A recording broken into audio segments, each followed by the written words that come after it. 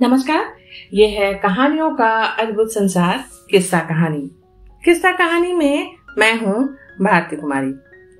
आज पुण्यतिथि है हिंदी और मैथिली के लेखक कवि राजकमल चौधरी का। उनकी पुण्यतिथि पर मैं आज सुना रही हूँ राजकमल चौधरी की लिखी हुई एक कहानी सती धनुकाइन। सती धनुकाइन, यहाँ धनुकाइन से तात्पर्य है धानुक एक जाति होती है और धनुकाइन उसी का स्त्रीलिंग रूप है। नाम कितना शानदार है, सती, जैसे सच में सती सीता सावित्री की तरह सती और पतिव्रता हो। काहे ललित बाबू? रंग का गुलाम पटकता हुआ रामू बोला। और हाँ देखो ना, काम कैसा करती है, अपने शरीर के कमाई से अपने पति को खिलाती है। ना समाज की चिंता है ना धर्म का भय।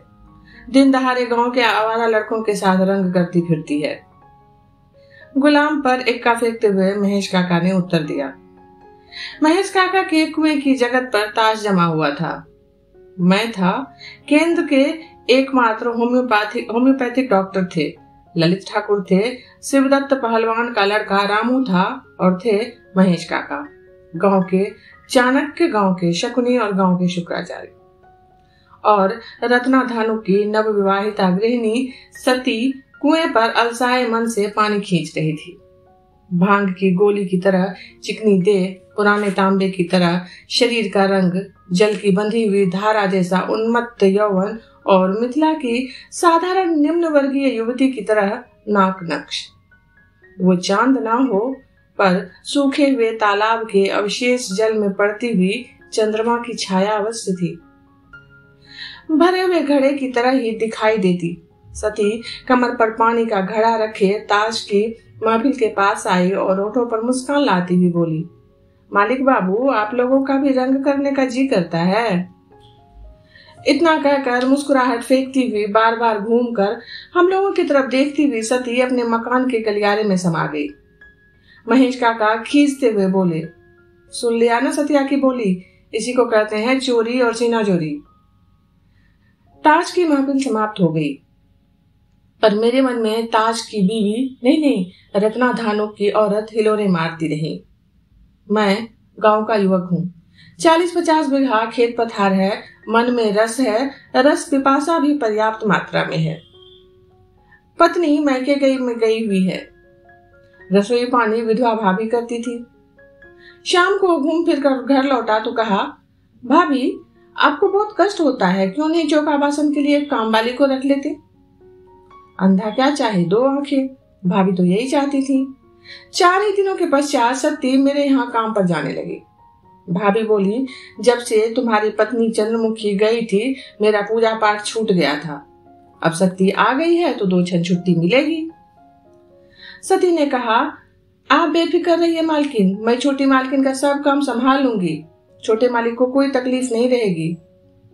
मैंने कहा, कैसी मुंहफट हो तुम, बात करने की तमीज नहीं, जो मन में आता है बक देती है, भाभी क्या सोचेंगी? भाभी नाक तक घूंघट कार कर कुएं की तरफ चली गई और मुस्कुराती हुई सती आंगन बुहारने लगी।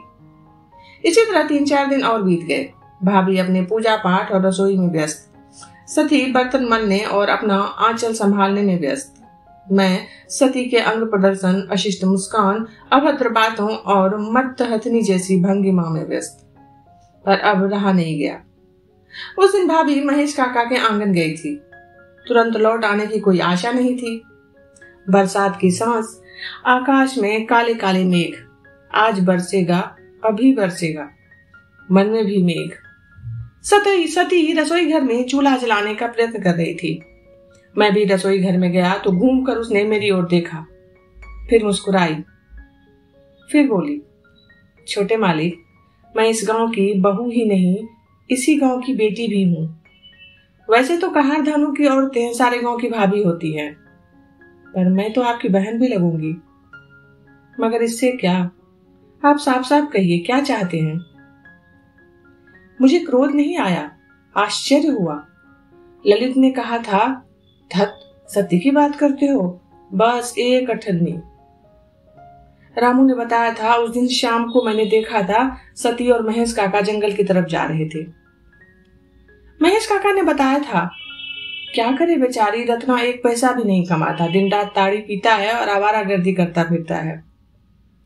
मगर इस वक्त शाम के घने अंधेरे में रसोई घर में अकेली बैठी सती बोली, छोटे मालिक, ये देह तो रत्ना का है, उसका धन आपको कैसे दे दूं? और आप जो कहिए करूंगी, आपकी नौकरानी हूं, मगर ये देह तो रत्ना का ही है।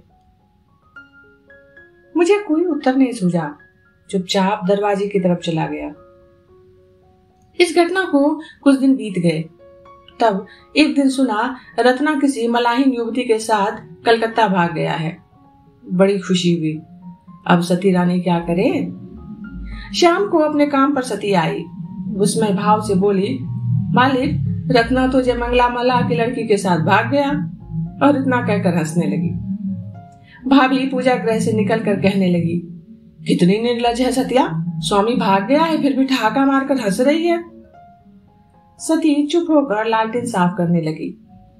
कुछ देर बाद चाय लेकर मेरे पास आई तो मैंने पूछा, अब तुम क्या करोगी? शरीर का मालिक तो गायब हो गया। चाय का गिलास थमाती हुई बोली, वो मलाहिन क्या रत्ना को संभाल सकेगी? वो लड़की उसे कमाकर खिला सकेगी? साल में 2 जोड़ी धोती पहना सकेगी? रोज ताड़ी के लिए चवन्नी अठन्नी दे सकेगी? आप देख लीजिएगा छोटे मालिक, 8 ही दिन के बाद रत्ना आकर मेरे पैरों में गिर पड़ेगा। अपूर्व स्वाभिमान से सती की बड़ी बड़ी आंखें चमकने लगी। श्रम का स्वाभिमान, सर्वहारा विश्वास का स्वाभिमान। मगर तुरंत ही सती की आंखें नम हो गई और वहीं धरती पर बैठकर सिसकने लगी।